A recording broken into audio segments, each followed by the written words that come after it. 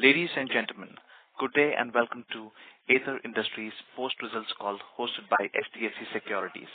As a reminder, all participant lines will be in the listen-only mode, and there will be an opportunity for you to ask questions after the presentation concludes. Should you need assistance during the conference call, please signal an operator by pressing star, then zero on your touchtone phone. Please note that this conference is being recorded. I now hand the conference over to Mr. Nilesh Guge from HDFC Securities. Thank you, and over to you, Mr. Guge. Yeah, thank you. Thank you, Renju. Good afternoon, all. On behalf of HDFC Securities, I welcome everyone to this Aether Industries conference call to discuss the result for the quarter and half year ended September 2024.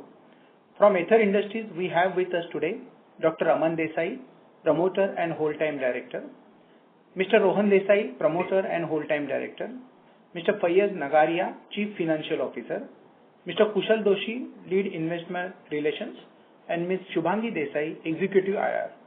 Without further ado, I will now hand over the floor to Ms. Shubhangi Desai to begin with the earnings call for Q2 FY'25. Over to you, Shubhangi. Thank you, Nilesh. A warm welcome to everyone. Today on October 18th, 2024, our board has approved the financial results for the second quarter and half year ended on the fiscal year 2025, and the same has been filed with the exchanges as well as updated over our website.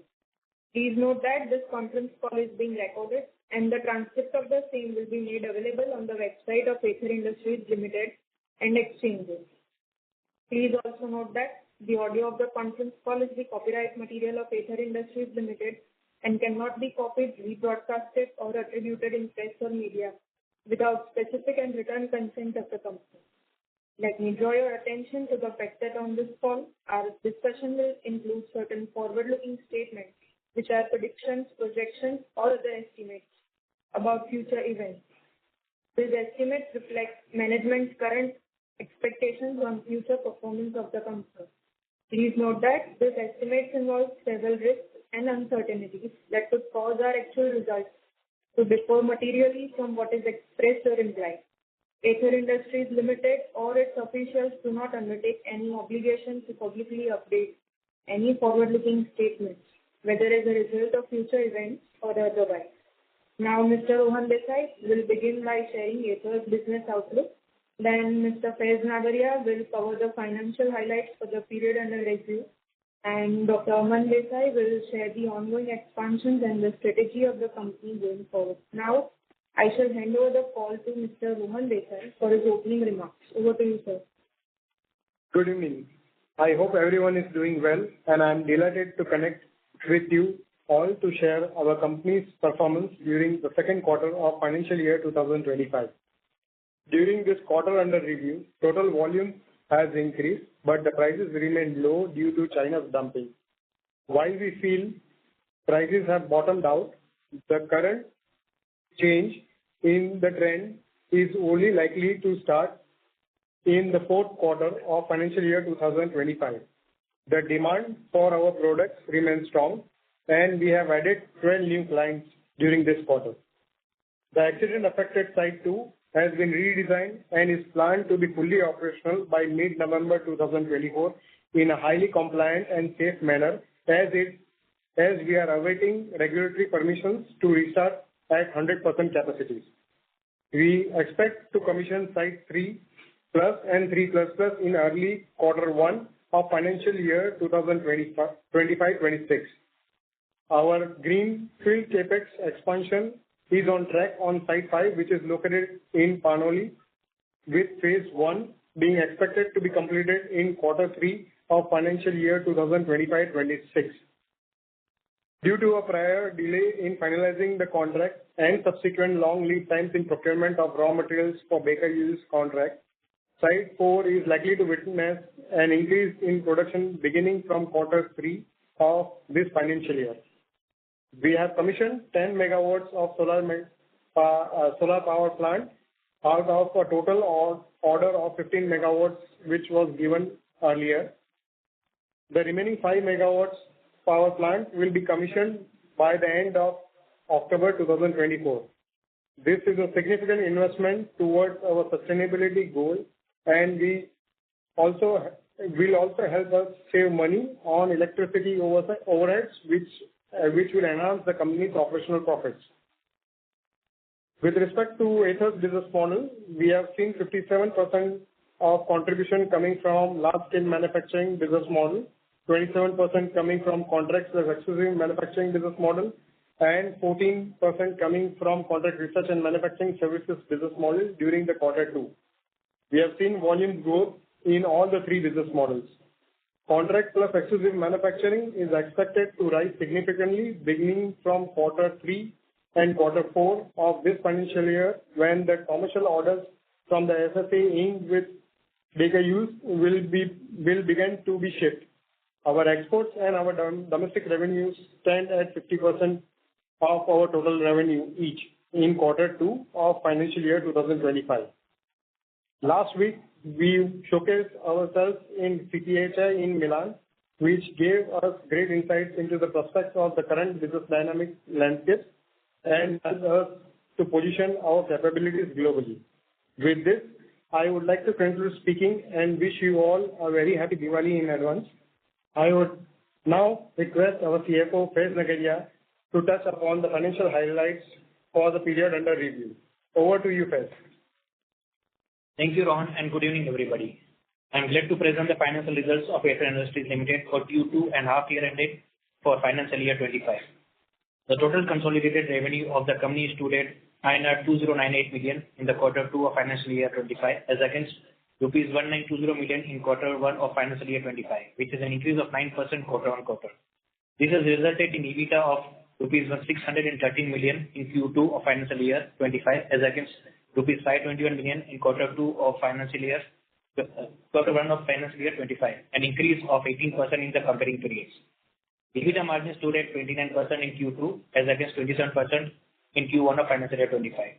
The PAT has amounted to rupees 348 million in Q2 of 25, as against rupees 299 million of Q1 of financial year 25, an increase by 16%. The PAT margin stood at 17% in Q2 of financial year 25, as against 16% in Q1 of financial year 25. The standalone PAT has been rupees 381 million in Q2, as against rupees 303 million in Q1 of financial year 25, resulting in healthy PAT margin of 18% against 16% in the comparing periods. The consolidated revenue in the half year of H1 of FY'25 increased by 18% to rupees 4,017 million from rupees 3,417 million in first half of financial year 24, enabling an EBITDA margin of rupees 1,134 million in H1 FY'25 against rupees 1,071 million in H1 FY'24, and PAT being rupees 647 million in half year financial year 25, as against rupees 665 million in half year 24. The main reason in decline in the PAT margins on the consolidated basis on half year is the result of the operations to still begin in Aether's facility, whereas the expenditure of common natures like salaries, utilities, etc. coming up. We expect this to be turned around well by the end of financial year 25. During the quarter, we had submitted the stop loss claim resulting from the fire accident which had taken place on 29th of November 2024 to the insurance surveyor, and the same will be processed and claims settled by the insurance company in Q3 of financial year 25. The revamping of the affected site is progressing as per the plan with certain delays from our regulators. Still, we anticipate 100% operations at the fire affected site within a month or so. The remaining claim for the fixed assets for the loss will be put up to the insurance company in the month of November 25, along with the loss of profit claim, and we are confident to get the sum settled by the insurance company by or before the end of this financial year 25.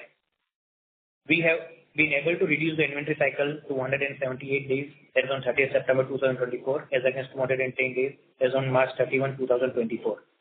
The debtor cycle has also been reduced to 136 days on 30th September 30, 2024, as against 142 days as on March 31, 2024, encompassing the payment flows from the customers.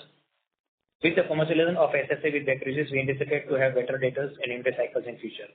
Now, I would request Dr. Aman Desai to share updates on Aether's ongoing expansion plans and strategies going forward. Thank you, Faiz, for the financial highlights. Good evening, everybody. I'm quite very pleased, as always, to connect with all of you again. To begin my section, we've been working diligently in augmenting our capabilities with our ongoing capex across multiple sites. integrated with the incremental additions in chemical reaction capabilities in our core competencies, where we begin all the way from R&D through pilot plant all the way to commercial scale. And this is aiding us significantly in enabling and developing newer technology, which we are translating into our CRAMS business model. We continue to witness a significant influx of business inquiries in the CRAMS business model against the backdrop of the various global scenarios. This business model of CRAMS has indeed grown quarter on quarter. This is on the backdrop of our expanded state-of-the-art R&D infrastructure, what we think are cutting-edge technology and chemistry core competencies. With our efforts to broaden our range of end-use industry applications, we have again successfully proved this CRAMS business model by entering into and publicly announcing our exclusive manufacturing contract with the Sequence Group of Europe. It's a take-or-pay contract, and under the take-or-pay contract, Aether will produce a series of natural bio-based products exclusively for the Sequence Group. The innovative manufacturing process, which involves continuous reaction technology, which is one of our core competencies, was collaboratively developed at Aether by Aether and the Sequence Group over the last 3 years in the CRAMS business model, and this is now translating into the contract/exclusive manufacturing business model under the current executed contract. Sustainability and renewables continues to be an important emerging area for us, now evidenced by numerous publicly announced collaborations with Saudi Aramco Technology Company, Novoloop in the US, a major lithium-ion battery producer, and now the current contract with Sequence Group. We are further working on numerous other projects in this overall platform, and we anticipate several positive developments in the near future in this overall platform. Near future should also see significant projects being translated into the contract/exclusive manufacturing business model from the CRAMS business model, specifically a significant project for our Site 3++, as well as multiple projects in our Baker Hughes partnership. Our R&D expenses for the quarter one of the fiscal year 25, which is the current quarter past, stood at Indian rupees 143 million, i.e., 7.5% of our total revenues was R&D spend. Our in-house pilot plant has enabled us in enhancing chemical development and scale-up of our in-house molecules, as well as further expanding our CRAMS portfolio. We have been working relentlessly to leverage the learnings from the upheaval that we faced because of the fire accident in the past year, with continuous sustainable improvements and enhancements being made across the board to implement stringent safety measures, which are also progressing and have been vouched by numerous full-scale HSE audits led by various regulatory bodies, as well as our innovator customers across the globe. Just in the past quarter, we have faced 9 customer audits, including 4 full-scale HSE, multi-day HSE audits by 4 of our multinational global leading innovator customers, and we have successfully passed all these audits. And in the process, we have also reinvigorated our collaborations with these various innovators. So all in all, I do believe we are proceeding in a significantly positive direction. And with that, thank you, everybody. Wish everybody a very happy Diwali and a prosperous New Year and a safe and satisfying vacation wherever you all are. Looking forward to your questions, and Kushal, back to you. Thank you. Shall we begin the Q&A? Yeah, sure. Thank you. We will now begin the question and answer session. Anyone who wishes to ask a question may press star and 1 on your touchtone telephone. If you wish to remove yourself from the question queue, you may press star and 2. Participants are requested to use handsets while asking a question. Ladies and gentlemen, we will wait for a moment while the question queue assembles. The first question comes from the line of Kushan Mundada with NJ Wealth. Please go ahead. Mr. Mundada, please go ahead with your question. Mr. Mundada, if you have muted your phone, please unmute yourself and please go ahead with your question. Hello, am I audible? Hello. Yes, please go ahead. Hello, am I audible? Okay. Good evening, everybody. I have a couple of questions. Firstly, regarding the operating capacity utilization at our sites what was the capacity utilization for second quarter at Site 2 and manufacturing Site 2 as well as the Site 3?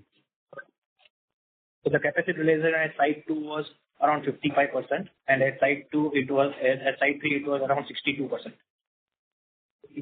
Okay, so we are improving gradually. And what is the target for the end of the year?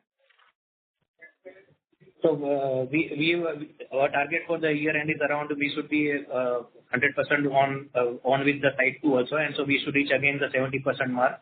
And for the Site 3 also, we would expect to reach around 70-75%, which is the maximum we try to go ahead, and then we keep the other capacities free for any kind of downtime or any contingencies. Okay, and on the realization front, our product portfolio saw some growth at the product. Your voice is not clear. Your voice is not clear. Can you speak once again? Yeah. Okay. On the realization front, do our product portfolio saw some growth at Site 3, the newly launched chemicals, pharma chemicals? The average realization stands the same as quarter one. Okay. So are we seeing any improvement in the realization, or the increased Chinese pressure would further cause it down? We expect the relations to improve from quarter one of this financial year. Quarter four of this financial year, quarter one of calendar year. Okay. And since the baker uses contracts have not yet started contributing to your revenue, so our projection regarding the baker uses contract of 200 crore top line this year and 400 crore next year, is it still intact? That would be impacted for this current year, but for the next year it is standing still the same. Okay.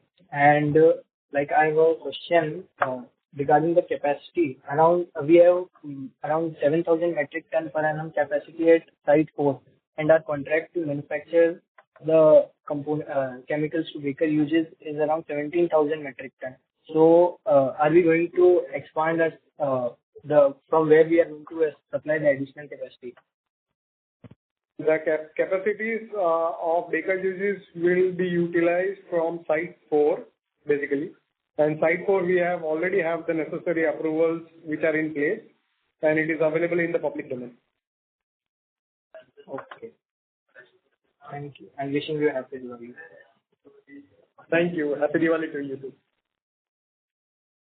Thank you. Next question comes from the line of Ankur Periwal with Axis Capital. Please go ahead. Yeah, hi. Thanks for the opportunity. And sorry for the background noise. First question, in your opening remarks, you did alluded towards the new customer addition, the double-digit addition that we had done. Just your thoughts on, which are these customers specific to some, segment or end application, and which geographies are we seeing, good traction from? They are broadly in pharma agro division majorly, and we have two customers in coatings, which we are already selling that product on commercial level. Also, we have added two customers in contract research and manufacturing services business model, and majorly 7 customers are from India, and the remaining are from outside. Okay, great. And you did mention, 2 of them to whom we are selling the existing products. Will it be fair to say that all of them will be selling our existing products to them, or there are some new products as well, which is getting sold to these new clients? No, existing products only. Okay. Secondly, on the new productions and, the new products and your discussion with clients, any feedback you can share across maybe even agro or pharma customers? How is the demand outlook there? We had seen some deferment in demand earlier, but any updates there will be helpful. Thanks. Yeah. In the earlier quarters, we have suggested that the demands are back. The pricing is still a challenge. As the pricing of the products are derived by China and their competition and dumping of China, which is affecting the price levels for us.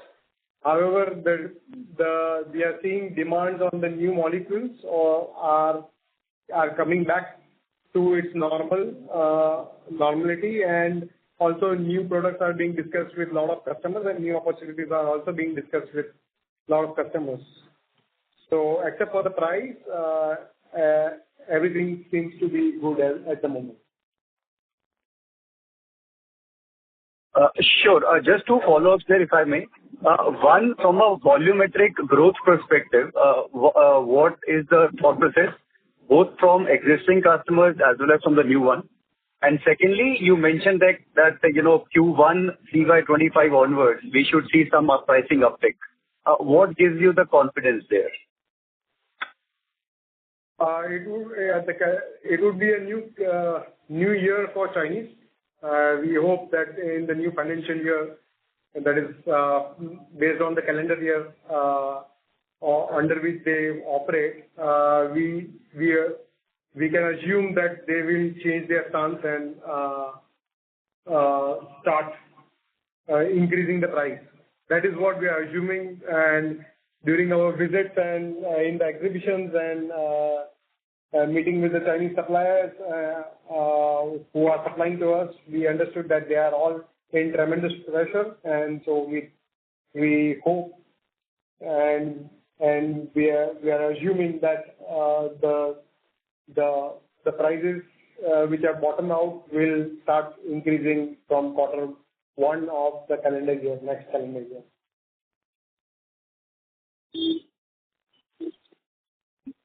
Sure. Thanks a lot. That's helpful. Appreciate it. Thank you. Thank you. Thank you. Next question comes from the line of Krishan Parwani with JM Financial. Please go ahead. Yeah, hi, sir.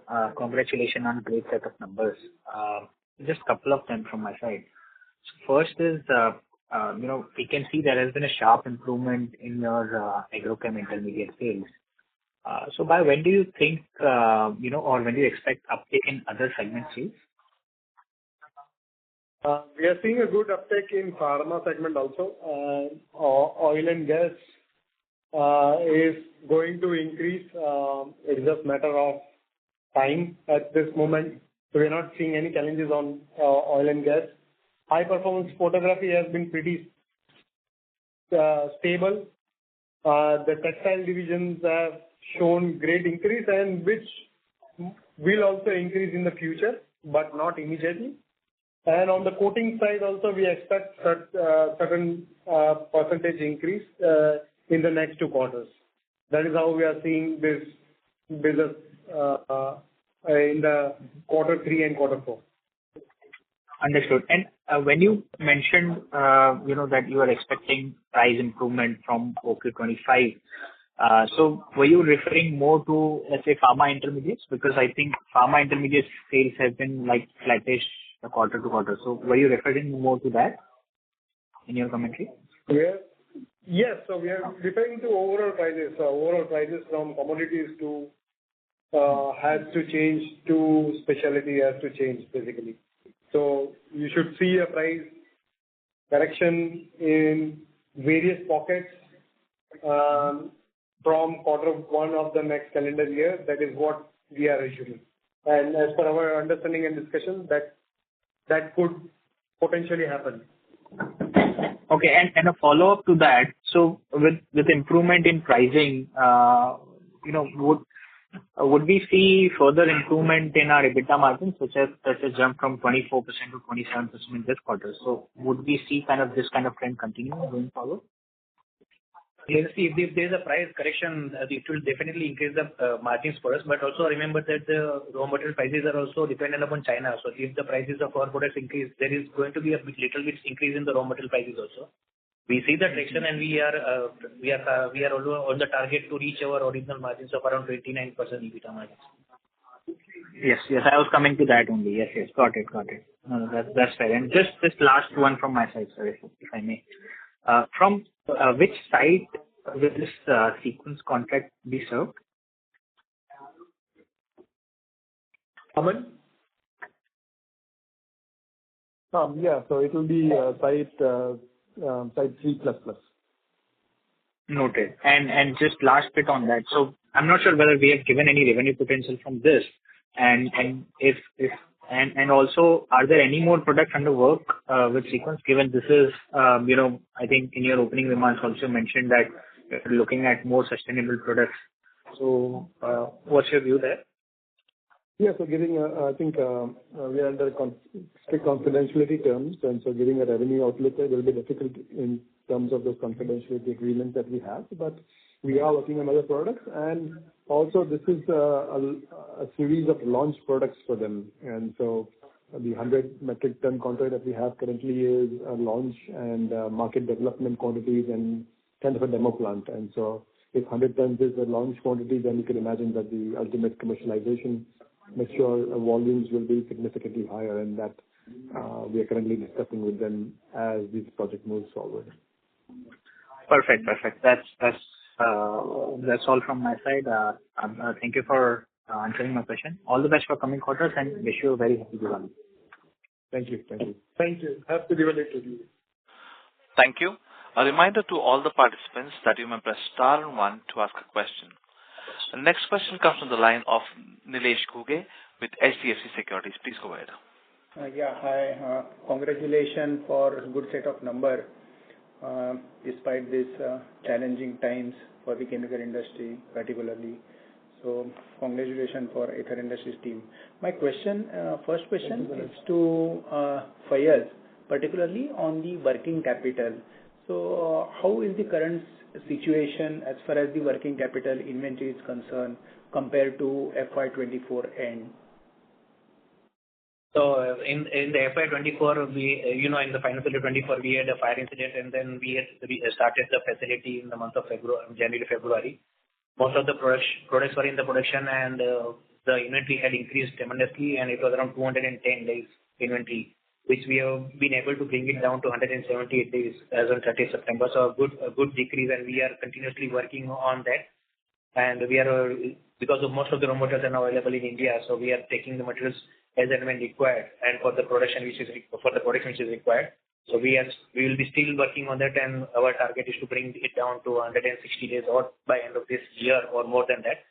And the data cycle also, which was around 142 days, has come down to 136 days odd.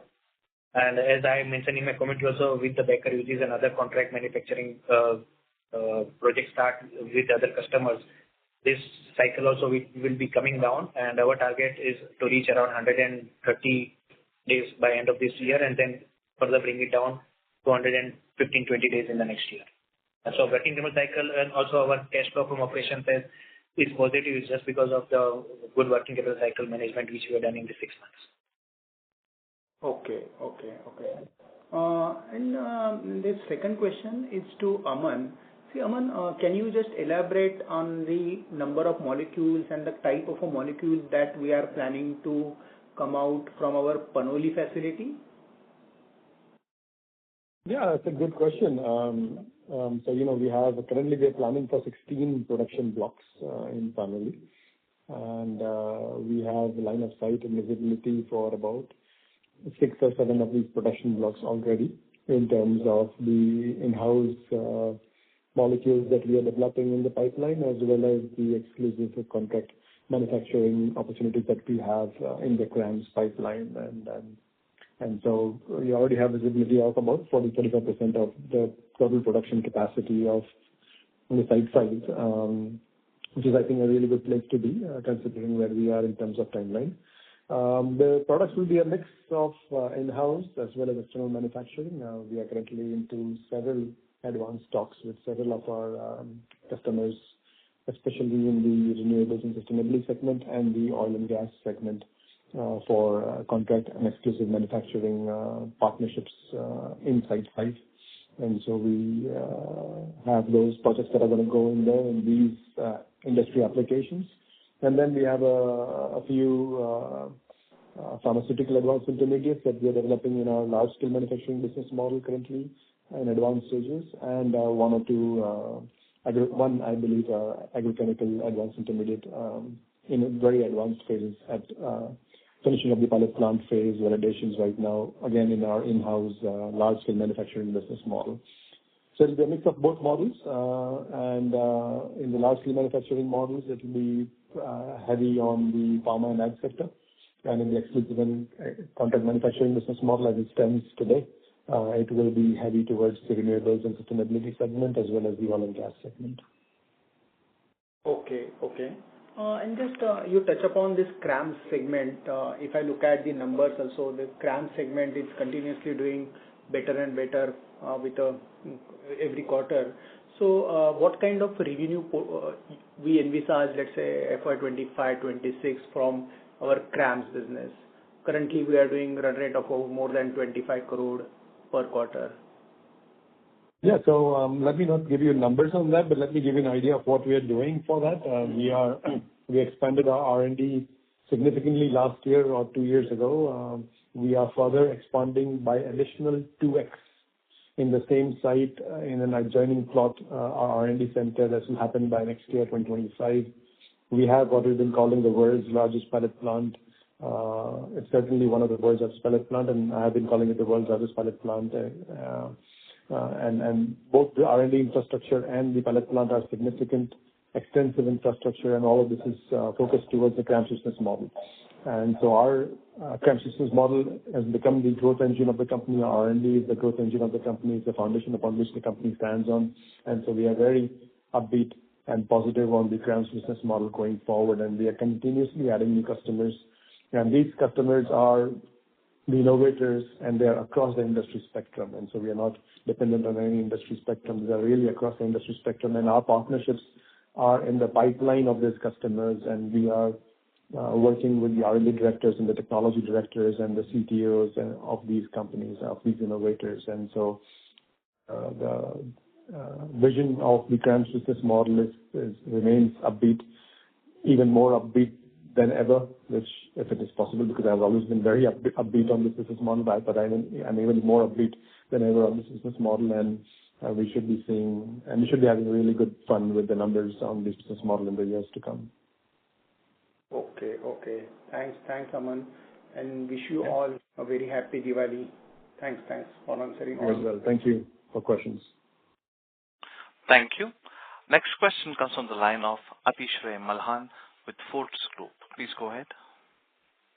Yeah. Hi, good evening, team, and thanks for the opportunity. I have a couple of questions, but first, a clarification.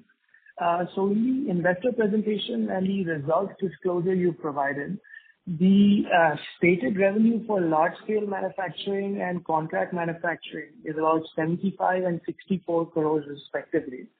But in the corresponding quarter, the corresponding disclosures you had provided last year for Q2 and FY'24, the stated revenue seemed to be 112 and 27 crores.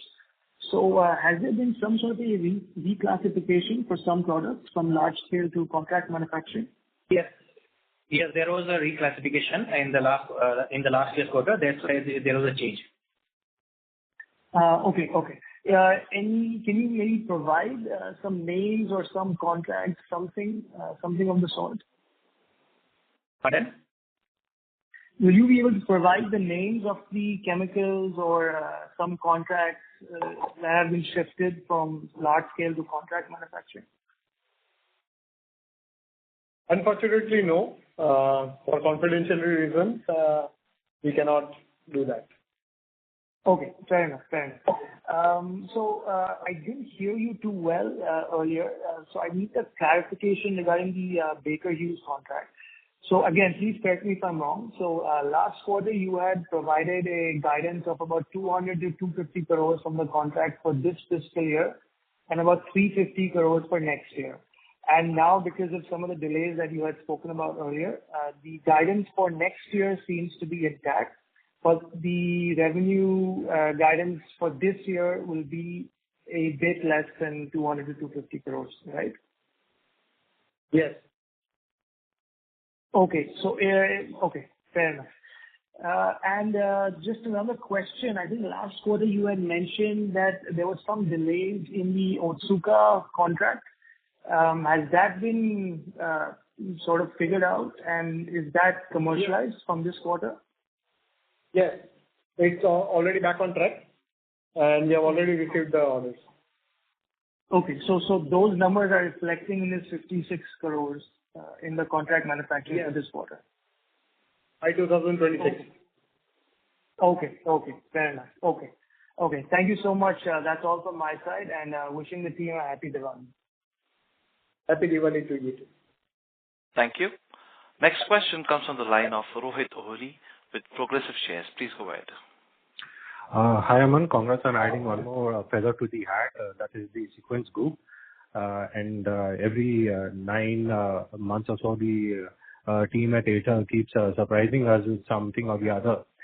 So my question is that if you can take us through what exactly are these natural bio-based products, and where are the applications, and what is the market size that we intend to cater to? Yeah, thank you. Thank you for the kind wishes. If it is up to me, it will be much more frequent than 9 months. So I hope we will be making it even more briefer than that. As you can imagine, it takes a lot of efforts and coordination to be able to get approval for name release, especially for these innovators who are very, very finicky with how their publicity is seen worldwide. And so I think the fact that we're able to get a few of these, I think speaks to the kind of partnerships that we have. But hopefully it will be much more in the future, and we are continuously working towards that. I'm afraid I'm not able to give a lot of information because, as you can imagine, these are the R&D pipeline projects rolling off into commercialization for these innovators, and we have been working with them on developing the process for the last 3 years now, and they have been before that they were in discovery for a couple of years at least, and so this all things have been rolling off now for the last 5-6 years from the pipeline into commercialization. And as you can imagine, these sort of companies are very, very secretive on what these products are, what their applications are, and what the future looks like. But these are natural bio-based products, continuous reaction technology, very innovative technology of making these materials, which previously, as you can imagine, have been obtained from raw materials which were based in crude oil. And so they are the end industry applications. We are now switching out the products which were previously available from crude oil to completely bio-based raw materials and starting materials towards the sustainability of these end applications. And as I mentioned before in an answer to a previous question, these are market development quantities for this customer and launch quantities. And so if 100 ton is a launch quantity, then the ultimate commercialization will be much bigger, which we do hope to be a partner for with the Sequence Group. And so hopefully much more to come in the years to come on this as well. But is it possible to share from which of the segments that you'll be working? Because Sequence generally works on pharma, personal care, and some specialty custom-made products. So if you can just share some more details whether which is the domain that you intend to work on with them. It's not the pharma. Let me just say that. Okay. That makes a lot of sense. Will you be interested in moving more towards certain products which are related to PEKK or certain resins or fluoropolymers or something like that? I didn't get the first one. I got the fluoropolymers, and then I didn't get the two other two. Polyether ketone, PEKK. Okay. Yeah. So in the general field of polymerizations, we are entering into significantly. And so, for example, the polyols, converged polyols that we make with the Saudi Aramco Technologies company, and that before commercialization is a polyol example. We are, for example, the Novoloop is the depolymerization of a PE polymer back into monomers, and then circular economy and upcycle towards other polyols. A lot of the Baker Hughes products are polymers, in fact, and used in oil field services. And we are working on potential contract manufacturing of hydrocarbon resins with other partners as well. And so we are in the general field of polymers, but I don't think we ones that you're talking about. Would you be interested in working, as you say, that going forward there are many things more in the offering from this partnership that's come from Sequence? Would you be interested in working with Arkema also? Alkema. Yeah, ARKEMA. Well, we don't have any business with them currently, but for sure we'd be interested, yes. Okay. So my next question for Rohan Paid. Sir, we used to, there was a time when the molecules which were sold by Aether were at par or they were much better in terms of the pricing with the Chinese counterparts. And post that, and we see that since last 3 or 4 quarters, there's been immense pressure. Sir, your thoughts on where exactly and what is exactly that is going wrong? Because there was a time when we were in a position to sell certain products or molecules which were far better than the Chinese prices. Yes. So even today, we are holding majority market shares on all the products in spite of the fire accident which has happened 9 months ago, 11 months ago. The raw material prices have also corrected quite a bit, and there's a pressure in the APIs and the AIs, which is pharmaceutical end products and agro end products. And hence the prices had to be in line with the Chinese competition, and we are still competitive or at par with the Chinese prices. And this is clearly reflected in our margins also. In terms of the percentage margins, where we are producing more, we are still able to retain the same percentage margins, which shows that we are able to perform better. And again, if you see, we do not have a better business edge as compared to China in terms of the currency devaluation, in terms of the export benefits and so on and so forth.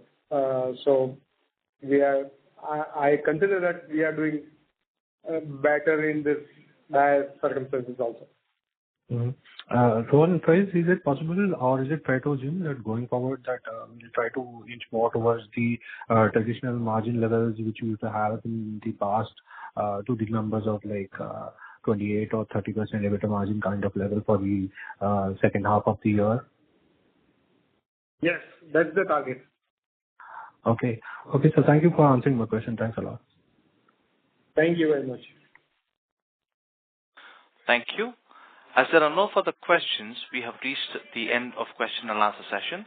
I would now like to hand the conference over to the management for closing comments. Thank you everyone for participating in the call. We hope that we have addressed the majority of your questions. If you still have any further questions, then please feel free to reach out to us. Stay safe and have a great day ahead. Thank you. Thank you. On behalf of HDFC Securities, that concludes this conference. Thank you for joining us. You may now disconnect your lines.